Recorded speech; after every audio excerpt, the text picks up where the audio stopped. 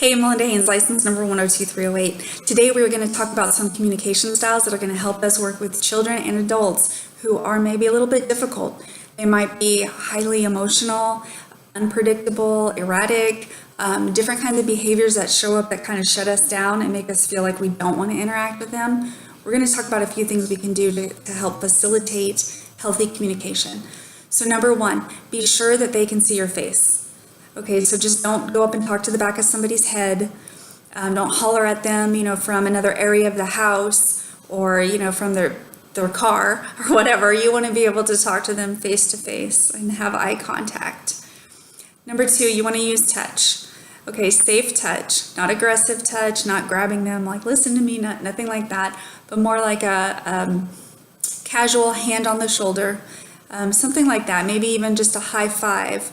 A pat on the back, something that's going to be indicating, I'm here, we are here together right now in this moment, and it's a safe way to connect and to bond. Number three, you want to reduce distractions. You definitely do not want to compete with a television, a phone, an iPad, whatever it is. You don't want to be competing with this. A good time to have a conversation would probably not be, in a loud bar or a bowling alley or something where there's a lot of noise and activity going on around you. A good time to have some kind of conversation with this person would be when there's less distractions, it's quiet, you guys can talk to one another. Number four, get their attention before you start the conversation.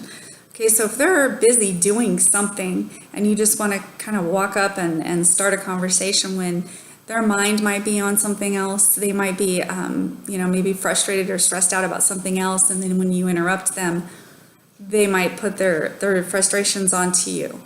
And that's not helpful. Then you feel, rejected or hurt or insulted.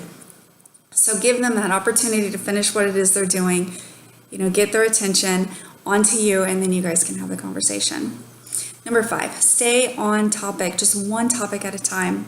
When you've got somebody who is already having difficulties with interpersonal connection and maybe they have very intense emotions or criticism or whatever it is that's causing us to feel like they're maybe a little bit more difficult, when we come at them and we're like, here's these 100 things that I want to talk about right now, that is too much, right? It's just going to get them flustered and frustrated, and you're going to get some more of the negative stuff that you don't want to see. So stay on one topic at a time and try to do it in a way that's solution focused. So you're saying, here's the issue. It's not about you as a human person. It's about this issue. Let's talk about this issue. And then when we can resolve this issue, we can move on to the next topic. That makes things stay clear and focused, and it doesn't feel overwhelming for the person who's listening. Now, another thing is you want to repeat and rephrase. So if they say something to you, and it could be jumbled or angry or filled with, snippets of sarcasm or whatever, you can hear what they're saying and then repeat back to them. Okay, so what I hear you saying is, so you're saying that you're listening to them.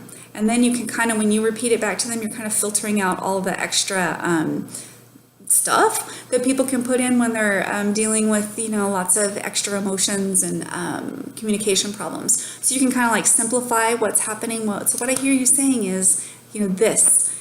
And so that not only does it model healthy communication, but it also lets them know, okay, you're actually listening to me, you actually get what I'm saying. Number seven, you want to acknowledge their facial expressions and their body language, and also acknowledge them by your own facial expressions and body language. So you might use your eyebrows, you might, whatever it is that you're doing that's going to help them understand that you're very present and you understand. You might lean in a little to when they're saying something, serious, lean in, really listen. But then if they start to have a certain posture, a certain, frown or a sad face or happy or excitement, whatever it is, you can acknowledge that. You can say, wow, I saw your eyes just light up there. Tell me what's going on. What are you thinking? Did you make a connection? Like, what happened? Or, oh, you're frowning. Tell me about that.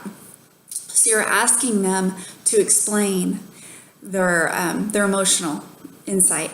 Now, they may not want to do that, but the fact that you're there and you're being available to receive that information, that you're noticing it in the first place, sends a great, powerful message. And the final thing is you want to remain curious. So it's not just about asking them questions and getting information from them or telling them information. It's about a relationship. So it's a give and take. So when you remain curious and you ask questions, you're finding out about them as well as telling them, what's bothering you, for example. So those are just 8 of the basic communication skills that you can implement today to help increase the communication in your life, especially with people that are maybe a little bit more difficult to talk to or to live with. And I hope this helps to improve your interpersonal skills with them. I appreciate you guys. Thanks for watching.